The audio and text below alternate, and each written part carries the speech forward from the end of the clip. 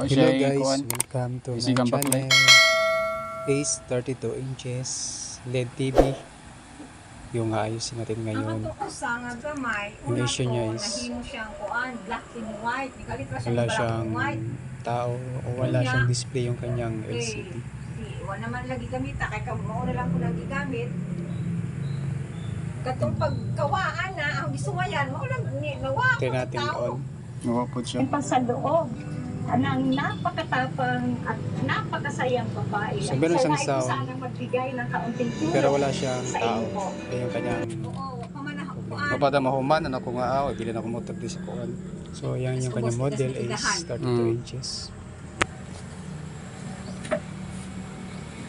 So pinanggal ko na yung kanyang LCD yan.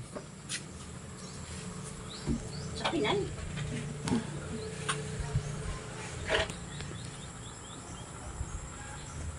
So dandan sa pagtanggal para hindi mabasag yung kanyang panel. Yun yung kanyang LCD. Check natin yung isa-isa kung wala pang pundi. Ito na yung kanyang backlight guys. Yung isang strip na is may pundi siyang isang LED. Kaya kapag may pundi na isa, yung isang linya niya, yung isang strip niya, hindi yan siya ilaw.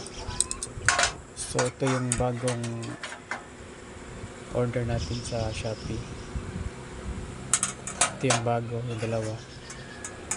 Ito yung ikakabit natin para umilaw na siya lahat.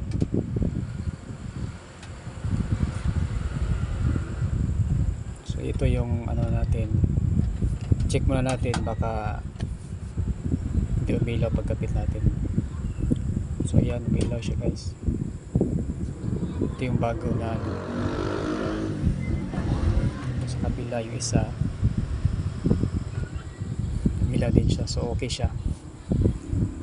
Okay yung nabili natin sa Shopee. Tapos ito yung niya, yung dati niyang backlight. Yung isang strip nito okay siya.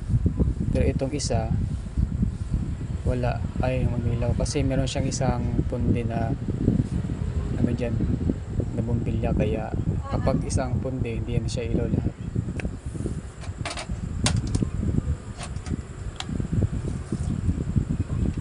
Kaya pag nagpalit ng backlight lahat para walang back job, para hindi na pabalik-balik kasi mahirap mag-backlash ng panel. Delikado konting mo lang, masira na yung LCD nya. Pag nabasag na delikado. Kaya lahat ng palitan na para walang back job. So try natin to. Umilaw siya. O yun, okay na, umilaw siya. So okay na to. So ito na guys, nakalagay na yung kanyang LCD panel. So try natin kung iilaw ba talaga, kung wala bang damage yung LCD nya. So power on.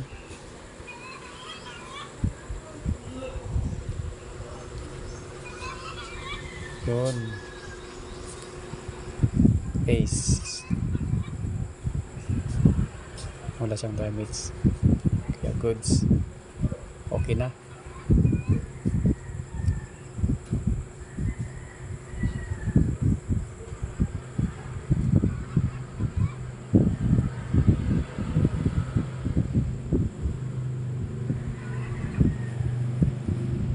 So lumabas na yung kanyang AP, no signal. So try natin to sa saksakan ng input. So ito na siya.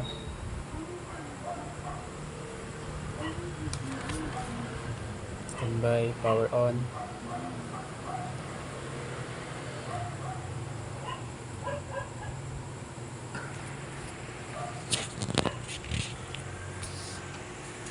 Maganda pa yung kanyang video.